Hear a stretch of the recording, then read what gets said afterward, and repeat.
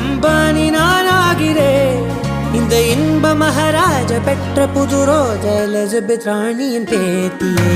தாயே தாயே மகளன வந்தாய், தந்தை சிந்தை நலமுற வந்தாய். நீயே நோக்கம் என்று ஆனாய் பெண்ணே, என்னை ஆளும் தெய்வம் நீதான் கண்ணே. பெற்றது நானா இல்லை உன் மகனே நானம்மா. தாயே தாயே மகளன வந்தாய்,